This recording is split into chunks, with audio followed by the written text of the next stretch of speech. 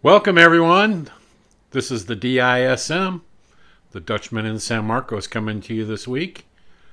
Just had a chance to go and visit Patrick, my son, in Santa Monica, and right below Santa Monica is Venice Beach. So I took a bunch of videos there in search of the GIV, hence the title, GIV MIA. Well, he wasn't in Venice Beach or in his shop. Actually, when I watched his show, he was in town. He was actually doing his show at the Harley Davidson dealer. So be sure to watch that. German in Venice. He's my hero. So that's why I was trying to run into him, so I at least get a picture of him to throw him on my video. But maybe next time. We go up there quite a bit. So I'd love to meet the GIV in person. He's a great guy. So sit back, relax. This will be a tour of Venice Beach, and I'll throw a little something on the end of some of what my updates are. Oh yeah, and by the way, I only got 9 subscribers, which is hardly any. Please subscribe.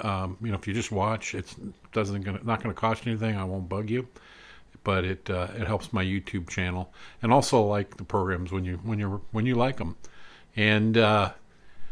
Yeah, so subscribe, tell your friends. A lot of people like to watch different things on YouTube, and hopefully I can be a little bit entertaining. So let's go.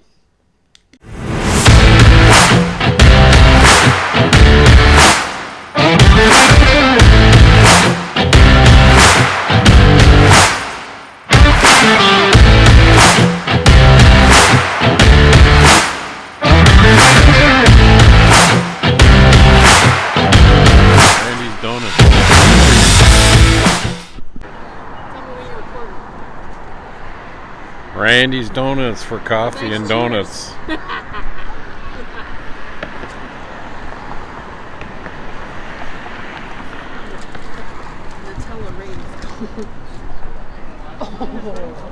Oh, can we get that? Oh.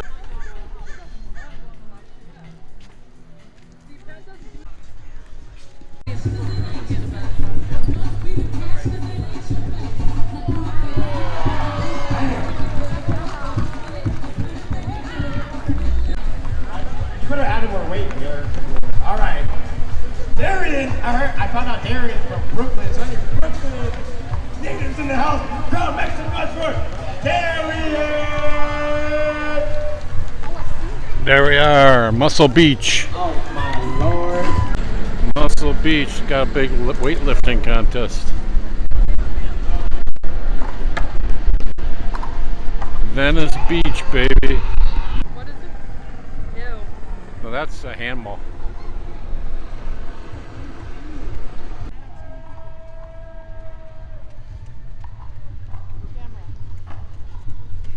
Take me half an hour, but Dad, your shoes untied.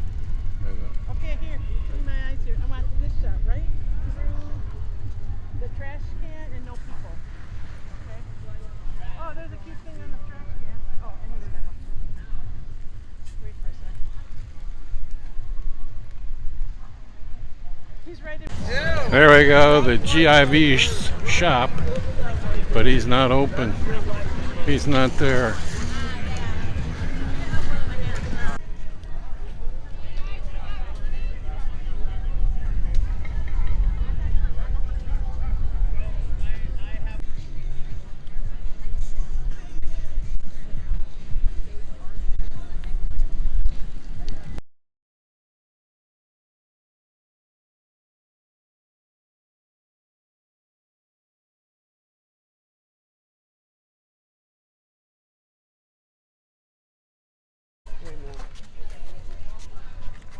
Go to the right.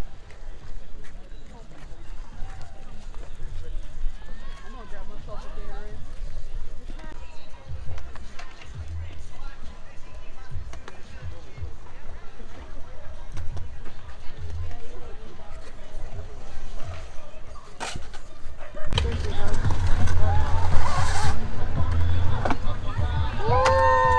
Oh, she almost landed it. No, she landed it. Did she?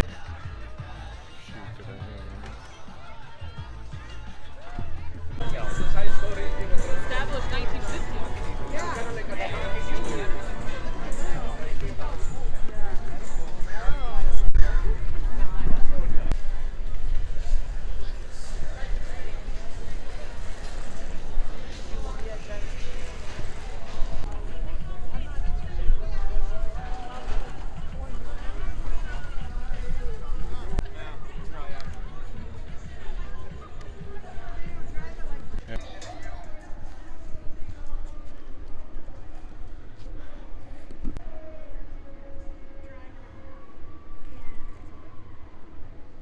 there's the Arnold Schwarzenegger.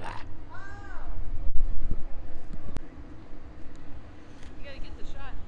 Like that's Okay, now. Yeah, we have Arnold Schwarzenegger. Ah, he's here at Venice. Yeah. what's the other? Where's the guy? Yeah. You are?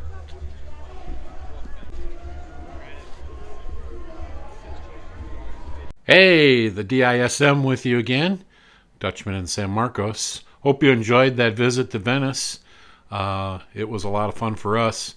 It became a, we called it the trifecta eating visit. We basically, my son lives only a block from all three restaurants we went to. As you could see in the video, we started out at Randy's Donuts, which my favorite are the curlers, the maple frosted curlers. That's like a French donut, which they're the best in my mind. And so that was fun. We had coffee and donuts in the morning when we got there.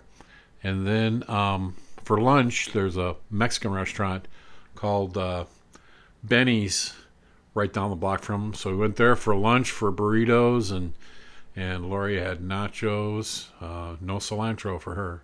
She doesn't like peppers either, so she's a gringo Mexican taste in her mind, or Minnesota, like Taco John's.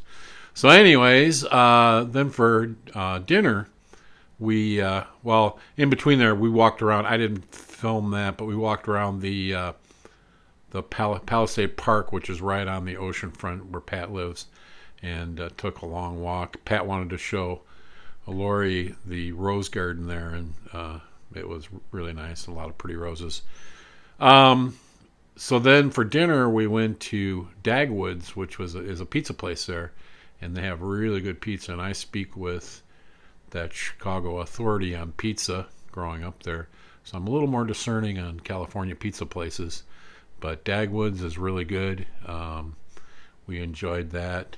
Naturally, we got to the end and had to go to face the traffic in LA, which was still pretty backed up, which I was surprised because we didn't leave until about 7:30 and for a Saturday, but it was stop and go all the way to the 10, on the 10, and then when we got to I-5, the older part of that I-5 there was stop and go.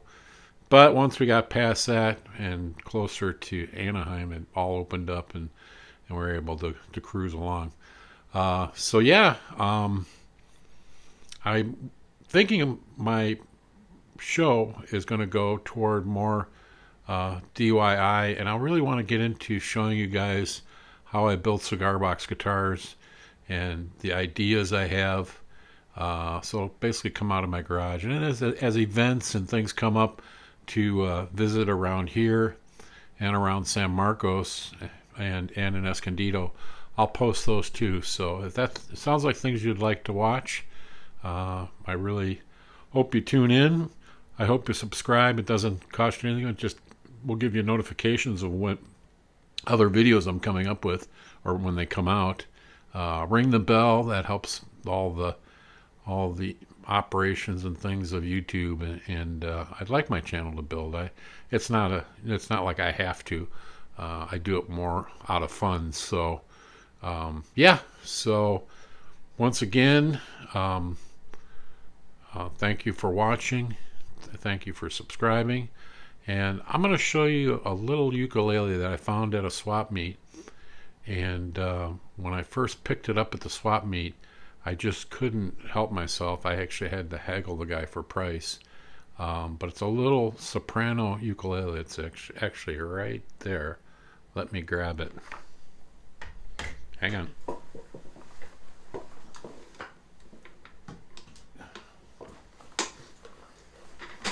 That's the fun part about doing this in my studio. I can grab things. It's actually a Regal. It's old. And then it has I don't know if you can see it. No, probably not. I can't get enough light in there. There's actually a name on a little piece of tape, which kind of gives it the history. But it's a really nice little uke, and I tune it up, and it just stays.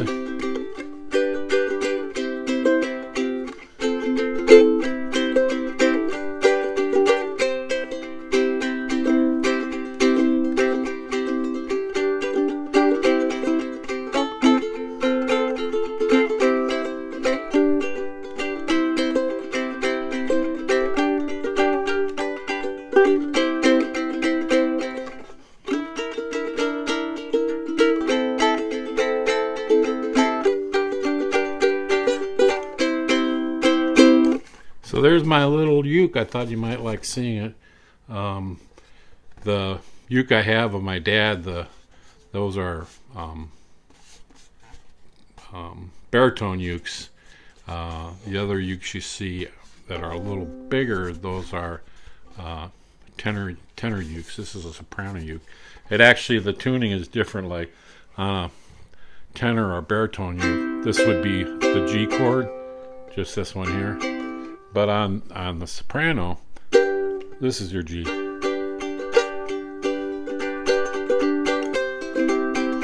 which is a C.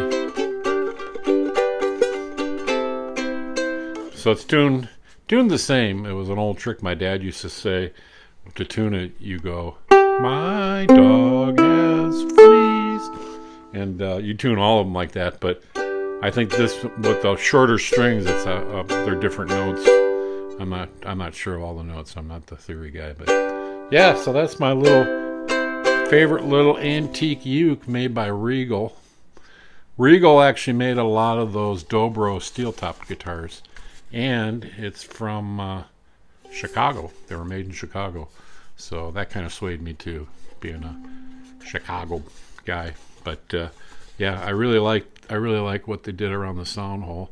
Oh, there you can see it. See that little tape in there? It was some person's old ukulele, little soprano uke. I had a aunt, what would be a great aunt to me, and she had a cabin in Gun Lake. And actually, I was able to go back there. She's passed away now, but I was able to go back there with my dad while my dad was still alive, and my middle daughter Ashley. We were bringing Ashley back to college in Chicago. She went to the Art Institute of Chicago for interior design, and I remember it as a kid because we'd go up there as a kid, and my parents would rent a cabin. Funny story about that: I fell in the lake on Sunday with my Sunday clothes on, pulling a boat that my cousins had around the dock, but that was a whole nother story. And her husband, Uncle Marty, was a big fisherman, and I always ask him, what did you catch? Because I liked fishing. But on the mantle of their fireplace was a little soprano ukulele, almost looking like this. It wasn't this one. And I always remembered that because my dad played uke, and then when we went back there, kind of like a little reunion thing to visit, sure enough, we were in her old cabin on Gun Lake, and there sat that little uke on the mantle. I think my dad even picked it up and played it. So when I saw this one, it reminded of Aunt Jenny's little soprano uke, and that way I couldn't do without it. So I had quite a haggle on it. I did the negotiator's fail of getting too excited about it, and I think I might even have said something that's valuable, which I did all the things you don't want to do when you're haggling at a swap meet. So the guy thought, oh no, this thing is worth more money than what I'm asking for, and the price he quoted, or no, I know it. I was trying to look it up on my phone. When you do that, well, what's it worth, and it's like, oh no. So I kind of blew it there, but I was able to negotiate and still got it, and it hangs on the studio wall. And this thing, I probably haven't tuned it for about at least 6 months, and I can pick it up, and it's always in tune. So it's got a really interesting nut too. It's kind of almost looks like a piece of hardwood, so it's not your usual thing. And usually these kind of tuners are hard to stay in tune, but they work really well. So I haven't changed the strings. I'm kind of like, maybe that's why it stays in good tune. But yeah, fun little uke. So hope you enjoyed the show this week. Remember to hit the like, hit the bell, subscribe, tell your friends and neighbors and family of people who watch YouTube who might want to see some more of my episodes. I try to be entertaining. If I'm not, tell me so. I don't care. So we'll see you next week. Probably have some garage things. I got to work on that on Saturday. I'm going to be working on one of my guitars. I might be working on the guitar I was busking, or I might be working on my Telecaster, because I got some old stickers from MadePro. That was my business that failed during COVID, and so that I might want to update